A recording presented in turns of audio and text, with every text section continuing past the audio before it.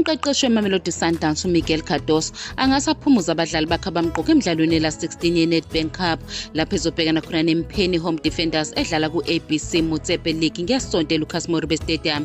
ISundowns izosingatha iqembu lezifunda amakhwela eliqhamuke eLimpopo, kanti njengoba kunabadlali abaningi asebevele bengadlali, uCardoso uzosebenzisa leli thuba ukunikeza abanye abadlali bakhe ikhefu.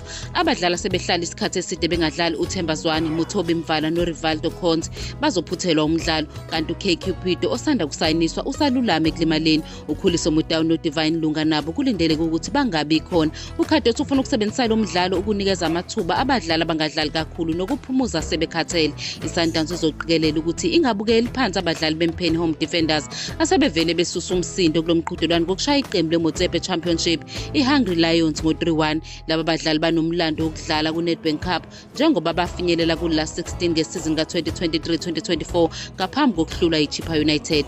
uCardoso usexwayise iqembu lakhe ukuthi lingawuthatheli phezulu lo mdlalo futhi lingazibukeli phansi izimbangi zalo. Ufuna iqembu lakhe ligxile ekutholeni umphumelo omuhle futhi lidlulele emzukwaneni olandelayo walo mqhudelwano.